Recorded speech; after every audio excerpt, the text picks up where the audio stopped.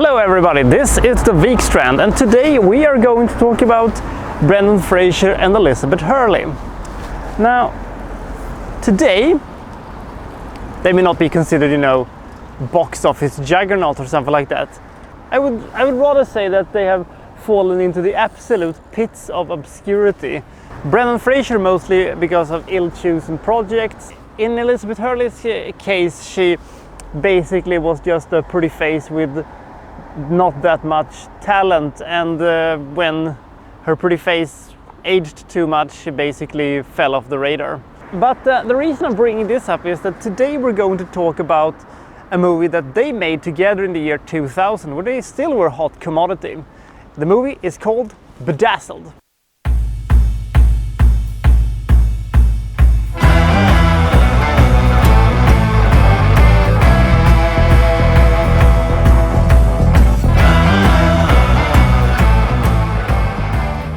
So Brendan Fraser plays Elliot. He's a nerd with glasses and a fat face, and he has the crush on his co-worker Allison.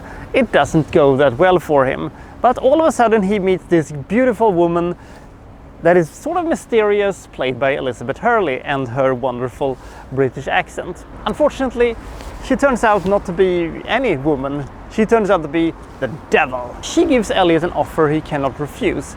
She can hook him up with the woman of his dream. She grants Elliot 7 wishes, which is very generous of the devil in my opinion. But here's the catch. If he rejects the wish, or if he doesn't want the gift of whatever he's wishing for, then if he does that 7 times, she will own his soul. Is it only me who think this is a bit of a waste of time for the devil? I mean, isn't he, or in this case she, a bit more busy than to pick on this guy? This guy's soul, in my opinion, doesn't look like the highest of priority for the Lord of Darkness. Elliot tries again and again and again and again to wish for a scenario where he is together with Allison. And there's always this little catch in which he thinks that, sod it, I cannot do it. Let's take an example. He wished that he was married with her, and he's being rich and he's being powerful. It turns out that yes, he's rich, yes, he's powerful, yes, he's married to Allison. Unfortunately, he is also the head of a Colombian drug cartel. Oh, damn it. So he rejects the gift and then he wished for a new one. This script has one major flaw that made me, when I saw this movie, really think, dumbass. That is the fact that, yes, it is funny to see, that there is a small catch in which you cannot enjoy the wish he has made. I sat there thinking, why don't you ask for the same thing again, but you remove the entire thing with, I'm being a Colombian drug dealer kind of a thing. The rejection of the gifts makes it possible for you to, try again and adapt. But he never does. He just wished for a completely different scenario. That annoyed the hell out of me. The other fact is that this movie is really, really repetitive. I have never seen a movie that is more repetitive than this one. At least I cannot come up with one right now. Because the scenario is basically like this. Number 1, Elizabeth Hurley shows up in a nice outfit. 2, he wishes for him being with Allison in a, with a different idea. She grants it. We then have a small sketch of everything first going well and then everything going not well, and then rinse repeat. It's really easy to just dogpile on this movie, saying it's repetitive. It is about as easy as telling Peter Dinklage, hey, you're short. But it is kind of fun to envision what you would have wanted to have, what you would have wished for. Would you have made the same choices? Would you have made a different choice? Could you have lived with one of these scenarios? I think I could have lived with the intellectual thing, and I could have lived with maybe the athletic thing. It's fixable. You know what? It's fixable in that scenario. But Elliot is just so bland and so uninteresting. Brendan Fraser really needs a really good co-star to function. This is why The Mummy worked so well. Rachel Weisz is a great actress and they played off each other really well. And he was given enough material to make Rick O'Connell work as a character.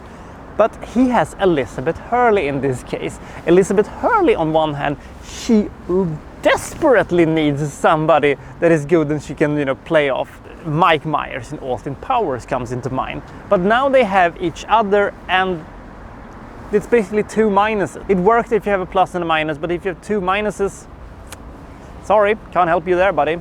Now, when you have a veteran, good comedic genius like Harold Ramis at your helm, it's not going to be a bad movie. Probably would have been if they would have had, you know, your standard run-of-the-mill director who wouldn't have done anything with it. I think Harold Ramis saved this movie. I think that he made it possible for them to hide the weaknesses as much as he could and try to, you know, bring out the strongest part of the script.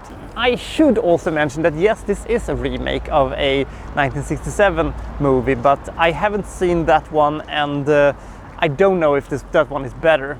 For some reason, I don't think it is that much better. The ending, however lame it is actually an ending I kind of like, despite it being a bit lame.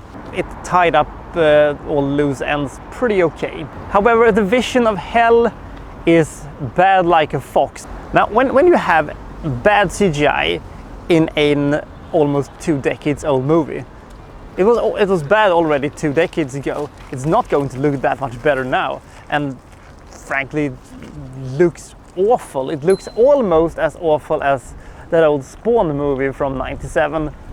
Not that bad, but almost. For me, that has always been a problem. It doesn't make the movie tank, it doesn't make the movie be bad or anything, but it's just a really wonky scene that really doesn't work. That's a shame. This movie had potential, but it would have required a recasting, a little bit of rewriting, and probably cut the entire sequence with the vision of hell, because it looked terrible. It's really rare that the devil works as a character in a movie. This is no exception. Elizabeth Hurley sucks as the devil. Brendan Fraser is really uninteresting. And the script is interesting and has interesting ideas, but they're never fully explored. And unfortunately, this movie falls kind of flat, but it isn't an awful movie. The rating of 39 reflects that. Harold Ramis probably brought this up at least 10 points, I would say. If you've seen Bedazzled, what scenario do you think you would have, you know, been okay with, or you would have stuck with? Till next time, this is the Vikstrand signing out.